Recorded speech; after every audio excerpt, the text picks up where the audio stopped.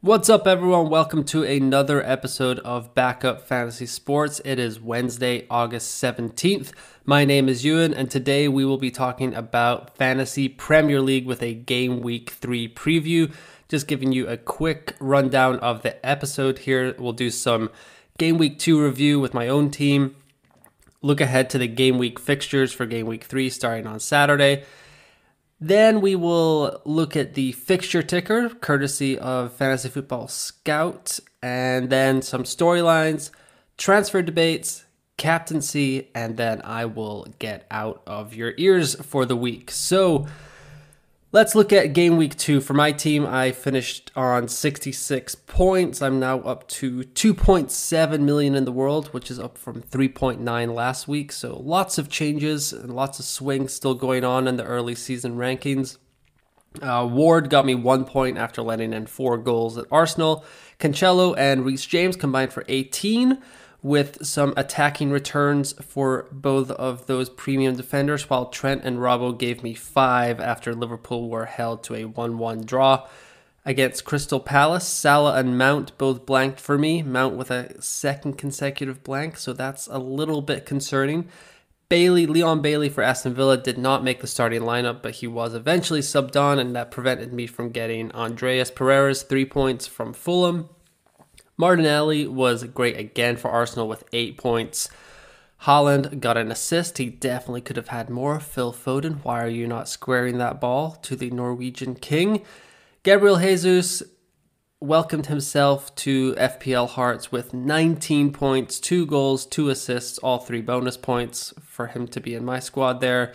And then, like I mentioned earlier, Andreas was on the bench with Nico Williams and Cameron Archer. Williams had 7 points. That stung a little bit. Haaland was my captain after I transferred him in for Game Week 2. Came away with 10 points, 5 points in the regular game, but double it with the captaincy. Overall, not too bad. Would have liked some more returns from my Liverpool guys, but it's better than Game Week 1, and we will move on and adjust as need be. So what's coming up this weekend? Starting on Saturday, we've got Spurs and Wolves in the early game. That should be highly entertaining. A lot of people that stuck with Harry Kane. He is a worthy captaincy option for Game Week 3. I do not have him. I'm not going to go hokey cokey back. Just went from Kane to Haaland. Not going to go back from Haaland now to Kane just to get the captaincy. I will stick with the Scandinavian there in the 3 o'clock or 4 o'clock games for Germany, 3 o'clock for the UK, and that'll be 10 a.m. for East Coast guys. In the States, we've got Palace Villa, Everton, Nottingham Forest, Fulham, Brentford, Leicester, Southampton. So not a ton of big names there, but it will still be 4 games worth watching. Plenty of FPL intrigue going along there, while at the end of the night, it is Bournemouth versus Arsenal in the late game. On Sunday, we've got Leeds, Chelsea, and West Ham and Brighton playing each other, and Newcastle welcome Man City in the late game before Monday Night Football once again as Manchester United welcome Liverpool in a battle of surprisingly struggling teams to begin this season. Man United have 2 losses, Liverpool have 2 draws. That is not where either team wanted to be. So lots of interesting games coming up this weekend. All the stats from this podcast come from the Fantasy Football Scout members area. So anything I reference there, I pulled from there.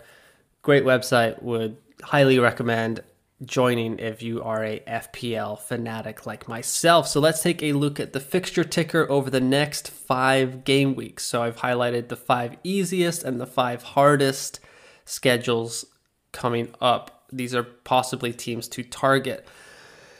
Let's start with the easiest ones. That's who we all want to know about and figure who we can get in our teams from those squads. So Brentford come in with the easiest. They've got Fulham, Everton, Crystal Palace, Leeds, and Southampton, with all Everton and Leeds being their home games in there.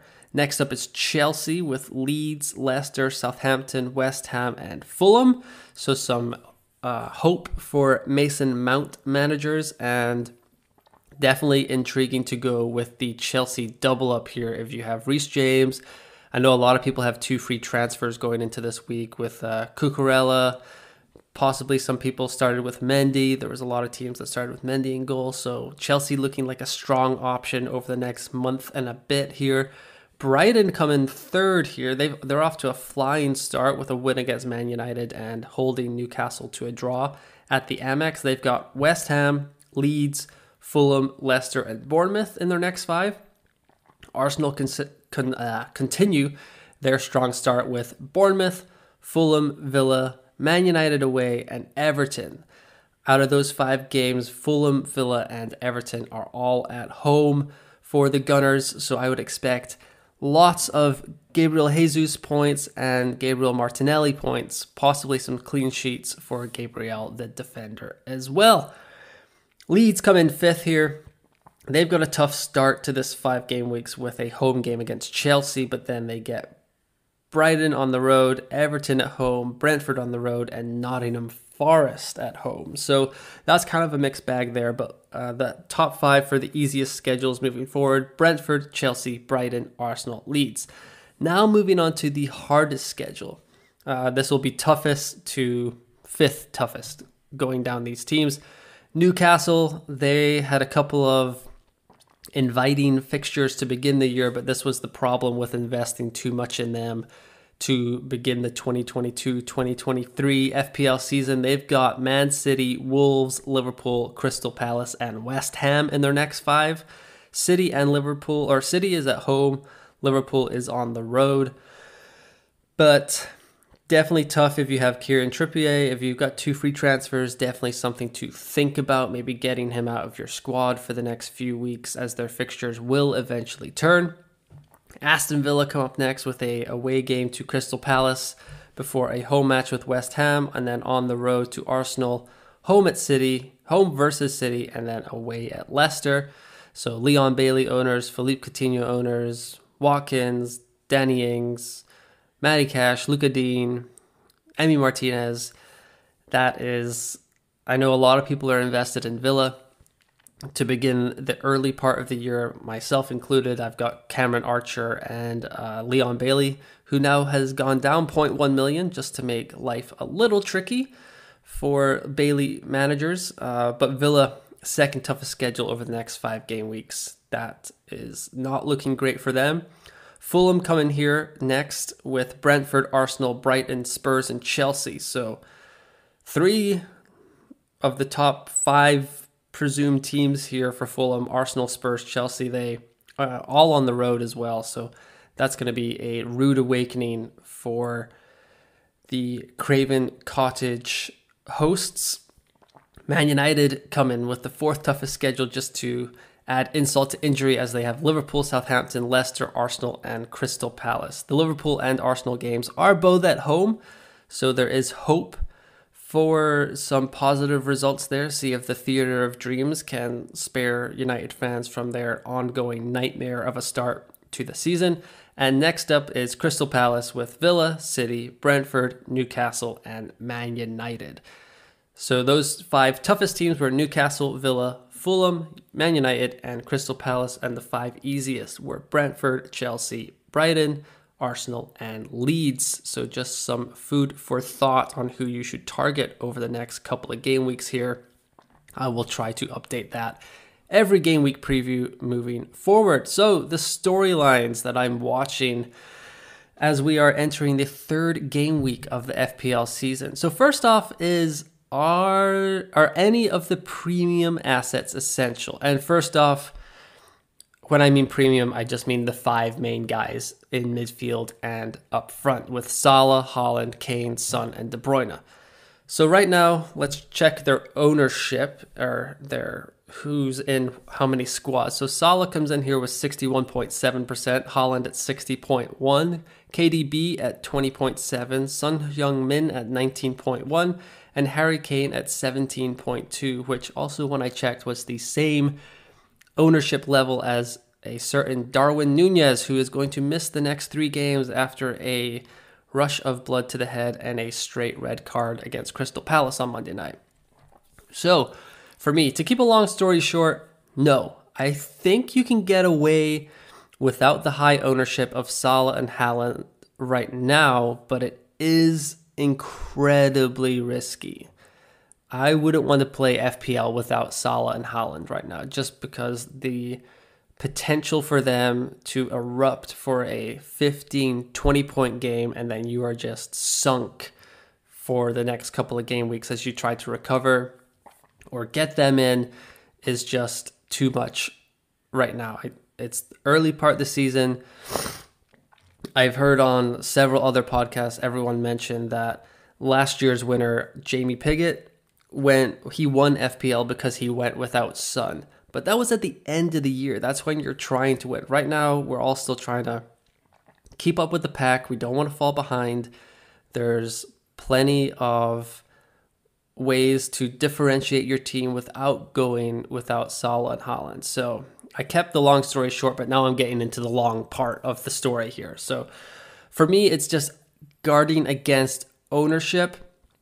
Especially with Salah, I need to see more than 2 games of this new season before I decide to jump off of him. I think that's going to be a popular narrative this season, or this game week, with KDB hauling, Son playing against Wolves. People are going to be like, wait, is Liverpool, are they not who we thought they were? They're just dealing with a lot of injuries right now. And also integrating Nunez into the squad is obviously having an effect on the system.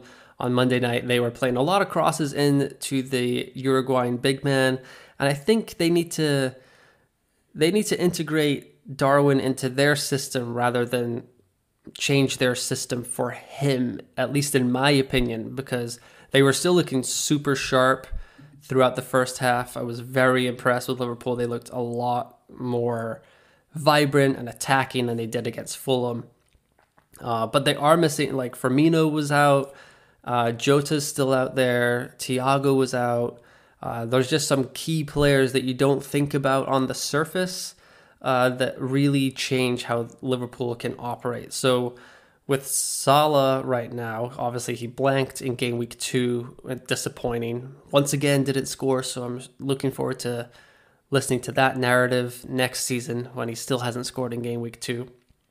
But I think Palace also decided they were going to park the bus and counter, and it worked. Zaha, great finish for him, but I don't think that's going to work against Man United. Man United aren't going to come out and park the bus against Liverpool in front of their home crowd after 2 straight losses.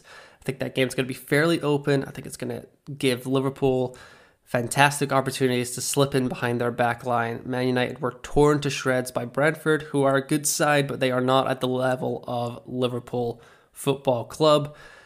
Liverpool's obviously missing Mane right now, but I do think once Jota comes back, some of that spark will come back to the attacking part of the game. And also, Luis Diaz, still spectacular, and so is Mo Salah. He still had a couple of chances.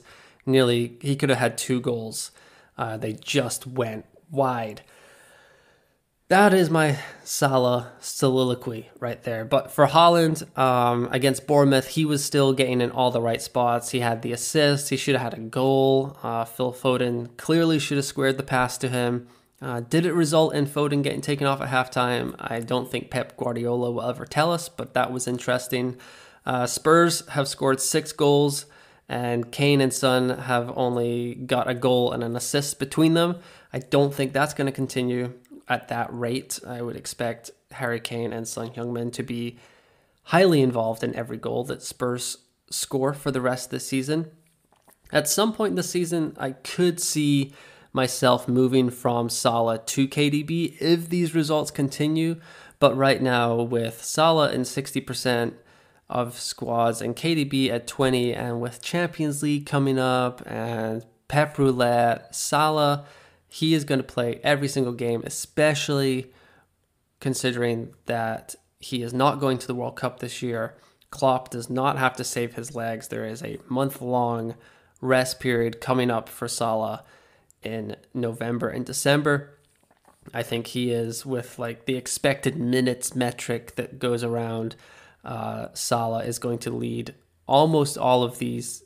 Out of these 5 players, out of Salah, Haaland, Kevin De Bruyne, Son Heung-min, and Harry Kane, I would expect Salah and Harry Kane to be top in expected minutes for the rest of the season. So that's the main storyline. I think a lot of people are thinking about wildcarding this week, and it'll be interesting to see where everyone goes with their premium assets. Next up is a little bit of a under the radar story. Is it Ivan Toney's time to shine?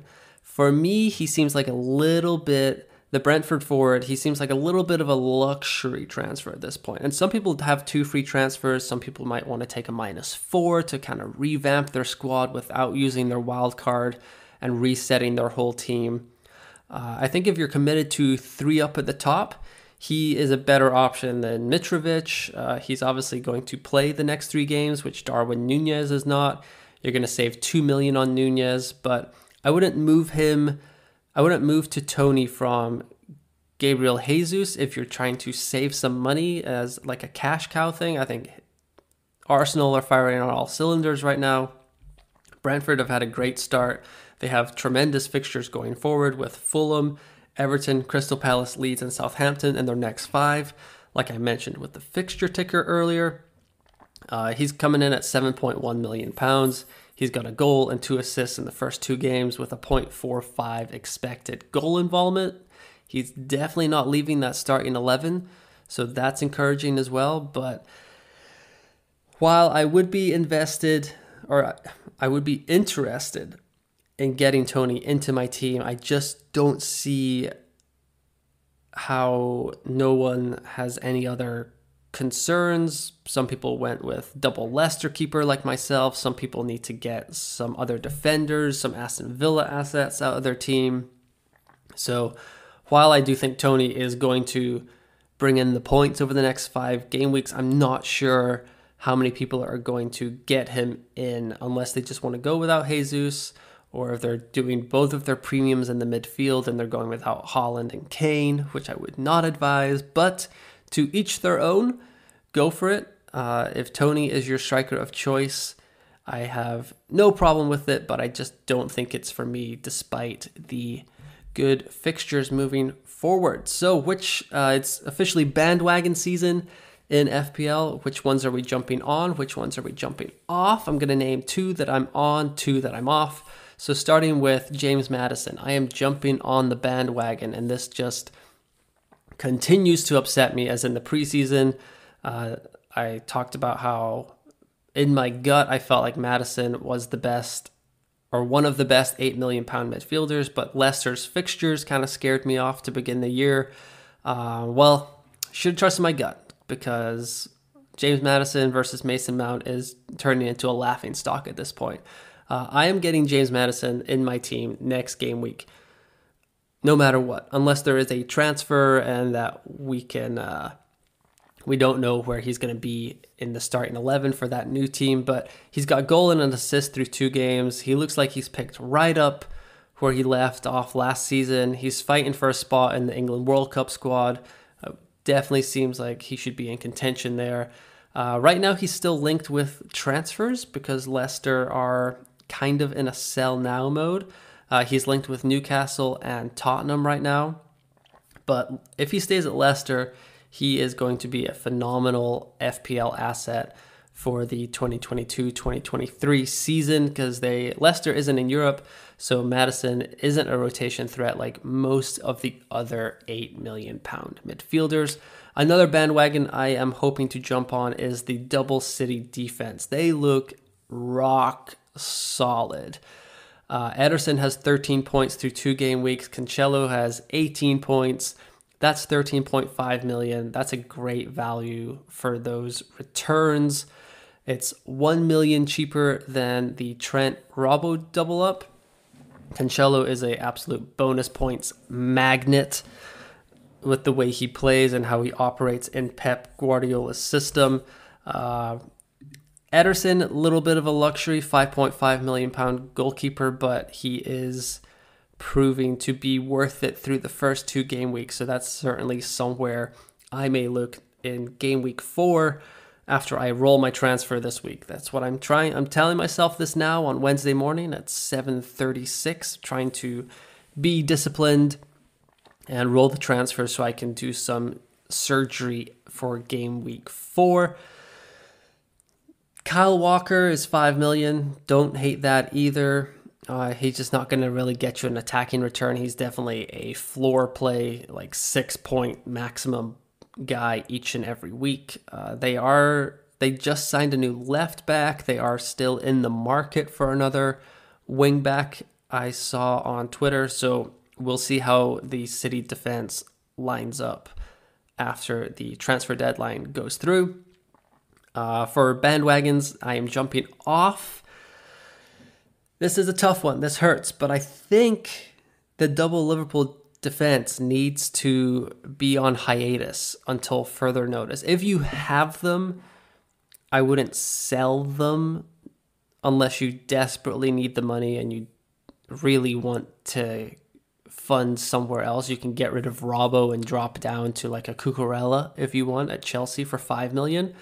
But it's tough right now because without Matip or Konate at the back, Liverpool look super vulnerable. Alisson, he just can't keep making all these spectacular one-on-one saves. He outperformed his expected goals conceded last season. Don't want to keep relying on him to save Liverpool's butts every time there's a one-on-one. If the plan is to play Joe Gomez and Nat Phillips at center back next to Virgil van Dijk, the clean sheet odds are going to plummet every week for the Anfield squad. Robbo and Trent, they're still going to get their attacking returns, but it's always nice to have that fallback of a clean sheet. I'm just not sure Liverpool can keep one at the moment. We'll see how they look against Manchester United, but I wouldn't be surprised if the Red Devils put one past Alisson and the Liverpool defense on Monday night, and then I think people are going to flock off of Robertson if he doesn't get attacking return. But already on Wednesday morning, all day Tuesday, there were tons of these Twitter threads just showing how attacking Robertson has been, like the positions he's been. So it seems only like a matter of time before that Liverpool double up does reward its believers. I'm personally weirdly thankful I don't have 2 free transfers this week because I think I would find it very hard to not get rid of one of Trent or Robbo just because I would want the money somewhere else to get more players or better players around my team at this point. So I'm just going to roll that transfer, like I said earlier, and we'll see where we're at next week. Once again, like we're only in game week 2. We've got 180 minutes of data. Like I was saying last week, this time next week, we will have 33% more data than we have right now. So that's always a good thing. And another bandwagon I am jumping off is for sure the Leicester £4 million goalkeepers. I was hopeful that saving this little bit of money would provide the returns around the rest of my team that I needed, but it is just not looking good. They look absolutely atrocious at the back. They might sell off some of their first team defenders to bigger clubs at this point. I don't think they can keep a clean sheet to save their life. I'm pretty sure they can't defend a corner to save their life. I think I'm keeping them one more week to roll this transfer, but I'm not expecting anything spectacular. It is a home game against Southampton, I believe. I just had their fixtures up and now I have lost it. They are playing, Southampton at home. Maybe they can keep a clean sheet there. I have absolutely no expectations that they will, but that would be a nice farewell present from the Leicester £4 million goalkeepers for me if they could get me some type of return in the first game weeks. Like I was saying, like Ederson has 13 points through 2 game weeks. Danny Ward for Leicester has 2 points total. So not great, Bob.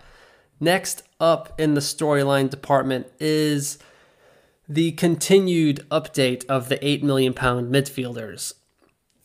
So if you don't know if this has not been affecting you, the 7 options in the £8 million price bracket are Phil Foden, Dejan Kulusevski, James Maddison, Bukayo Saka, Luis Diaz, Mason Mount, and Riyad Mahrez.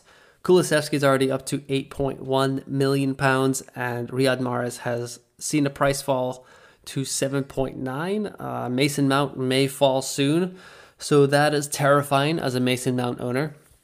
But through 2 game weeks, the expected goal involvement, Phil Foden at 0.95, Kulusevski 0.75, James Maddison 0.74, Saka at 0.7, Diaz 0.47, Mount 0.38, and Mahrez 0.29.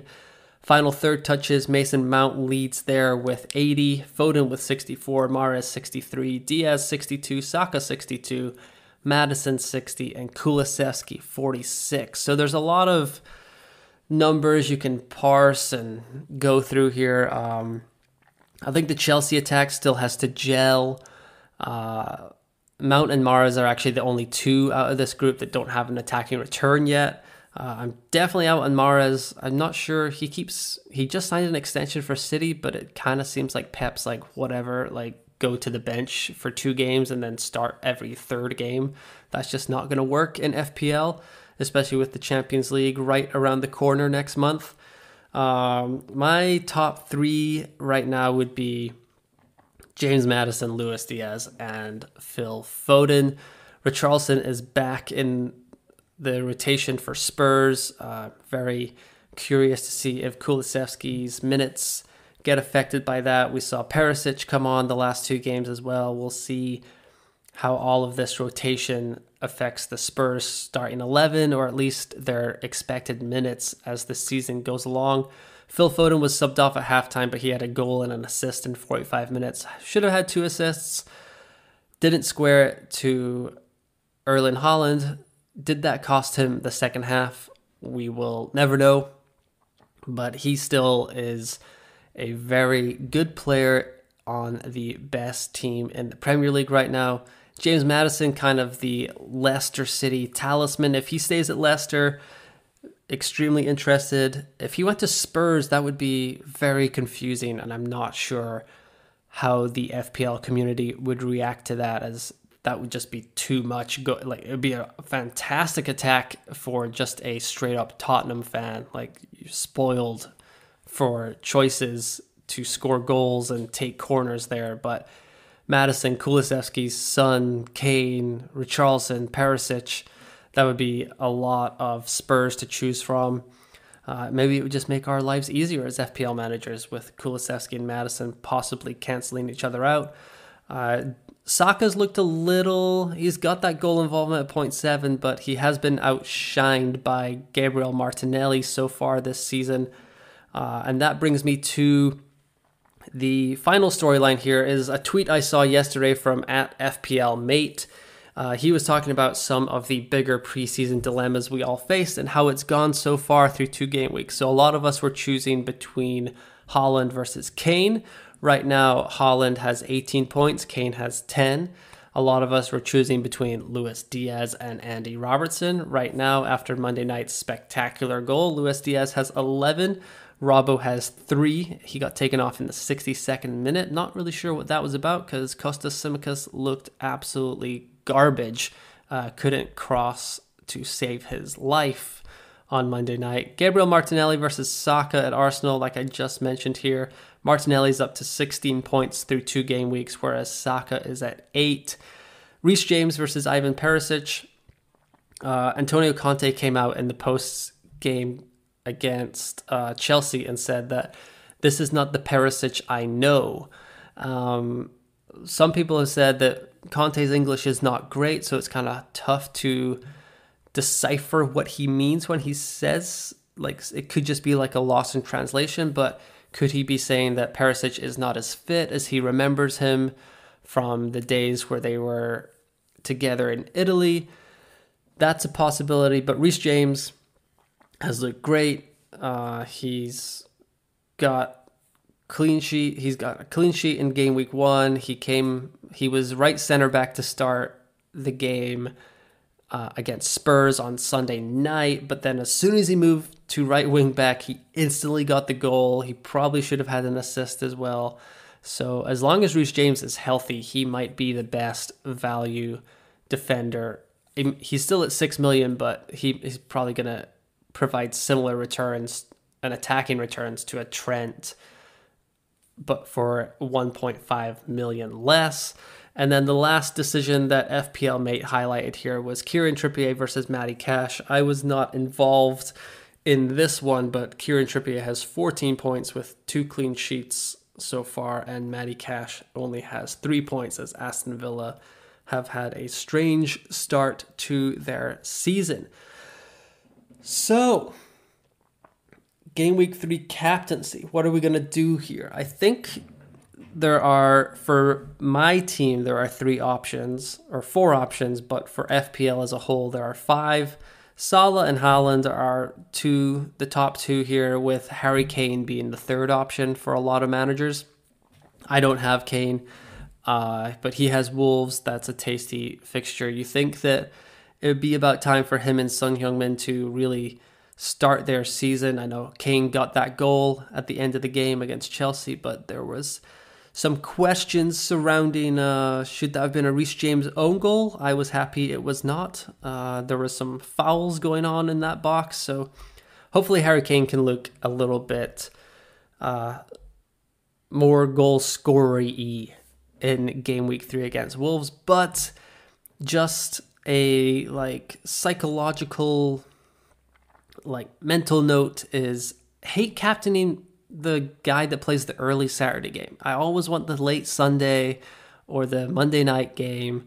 It's always nice to have that hope going into the final game of the game week that your captain is going to save your game week. Whereas if your captain flops to begin the week, it's just like this could go horribly wrong. So that's my case against Harry Kane, just total narrative. Salah Haaland. Salah has the best fixture, I would say, away game to Man United. United have given up 6 goals so far this season. They were dismal against Brentford, sliced and diced over 45 minutes before Brentford kind of just played out the last half, as United just looked lost and disheveled, unfortunately, for Erik ten Hag and their fans to begin the year. Haaland is Haaland. He could score 2 goals with 2 touches and just crush everyone that goes against him. Newcastle have 2 clean sheets in 2 games so far, so that'll be interesting. And they've had a really good record at St. James's Park since they changed managers last season. But my wild card for captaincy right now is the Arsenal duo of Jesus and Martinelli. Bournemouth looked a lot better at home in Game Week 1 than they did in Game Week 2, where they got crushed 4-0 by Man City at the Etihad. But you could choose between Jesus and Martinelli here. They've both looked very strong to start the year. If Arsenal can get an early goal and kind of coax Bournemouth out of their park the bus, let's just try and get a point here strategy, I think that either of those could haul. That would be my bold captaincy pick of the week. I am not that bold. Like I've said previously, I think it's all about kind of keeping up with the masses at this point. You don't want to take too many risks. If this was game week 33, not game week 3, then I think I could see myself going with a Jesus or a Martinelli, as I need to make up points to get somewhere. But right now I'm leaning Haaland. Liverpool just a little too banged up. If we get some news, if Jota can come back, if Thiago can come back, if Firmino even comes back, or Matip, if the strongest 11 side starts to come back together, then I might go to Salah before the deadline. But as of right now, I'm going with Haaland because he's just looked very good. Man City are flying to start the year. Wouldn't want to bet against him or De Bruyne linking up for a couple of goals against Newcastle. As for my transfer plans, I've said it a couple of times here, but I'm going to roll my transfer. I've got some holes that I need to fill, but I can't just do patchwork week by week. So I want to be able to do it all at once next game week. Woke up this morning to the Leon Bailey price fall to 4.9 million. So already taking a bump there. Hopefully it doesn't continue to fall throughout the week. That would be really hard to just sit on my free transfer, but I want to stay disciplined. I have 2 free transfers next week. I can even take a -4 to get 3 transfers in and fix the squad right up with those Leicester goalkeepers, Leon Bailey, and we'll see where the money comes from. Hopefully Andy Robertson and Trent can provide some attacking returns and make sure I don't take money out of my Liverpool defense. This week I'm lining up with 5 at the back. I am going to put Neco Williams in with Nottingham Forest visiting Everton. Everton look lifeless. Their only goal this season was an own goal. So that is something that I'm into. Williams has been super attacking, very impressive through Forest's first 2 games. So I'm going to put him in and put Bailey to the bench. So I will line up with Ward in goal, Trent, Cancelo, James, Robertson, and Neco Williams, and then Salah, Martinelli, Mason Mount in the midfield with Haaland and Jesus up front, and the captain's armband on Haaland right now. Whew. So the Game Week 3 deadline is Saturday, August 20th at 6 a.m. Eastern, 11 a.m. UK, and 12 p.m. Germany time. I will publish the Rotoballer staff roundtable Game Week 3 preview. That should be going up tomorrow morning around 6 a.m. Eastern, so 48 hours before the deadline. Trying to get that Game Week preview out each and every week.